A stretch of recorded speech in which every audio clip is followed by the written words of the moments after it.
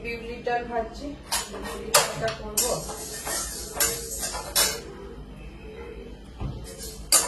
বিউলির ডালটা ভেজে বিউলির ডালটা করবো।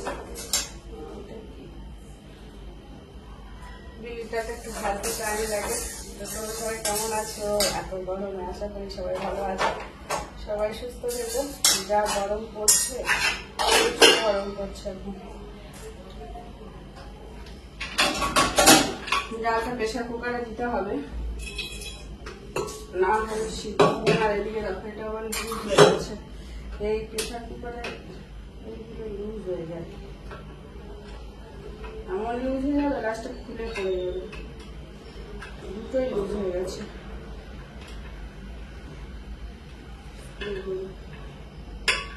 চামচের পেছন দিয়ে আটকিয়ে দিলাম, গরম আর করা যাচ্ছে না। লাল করে ভাজাটা বেশি ভালো লাগে, একটু লাল করে ভেজে নিয়েছে। সিদ্ধ হতে টাইম লাগে, কেননা একটু লাল করে ভাজা হলে সিদ্ধ হতে টাইম লাগে।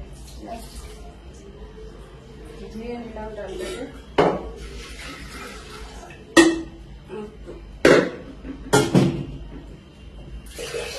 জল দিয়ে সিদ্ধ বসিয়ে দিই। ঠিক আছে,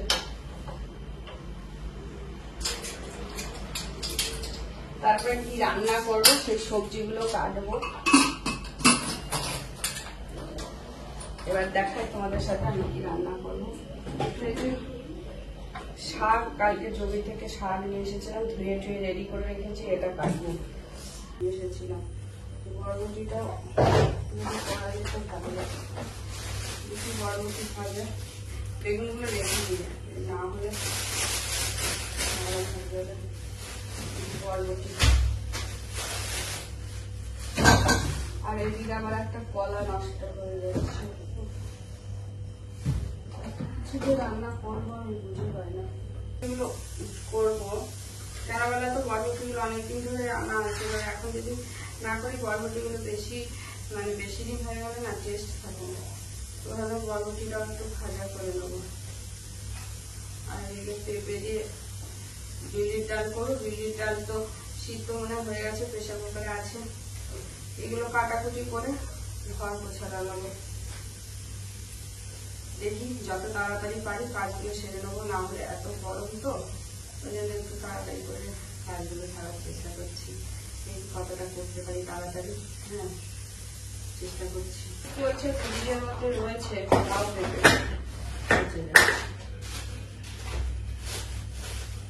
খেয়াল করিনি, এখন দেখলাম। এই যে এইখানটা থেকে পড়ে যাচ্ছে, দেখি না হলে একটু ডালের মধ্যে পেঁপেটা দিয়ে দেবো, সেটাই ভালো হবে। পচে যাওয়ার থেকে তো ভালো পেঁপেটা ডালের মধ্যে দিয়ে দেবো।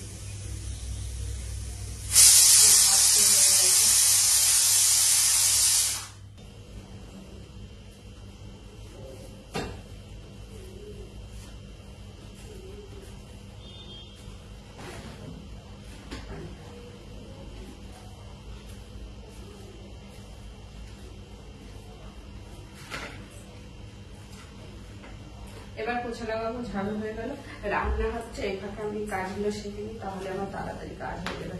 ঠাকুরের বাসন হয়ে গেছে, পোছাটা লাগিয়ে নিই, তাহলে আমার তাড়াতাড়ি কাজ হয়ে যাবে। আর এদিকে রান্না হচ্ছে, গ্যাসটা কম করে দিয়েছি।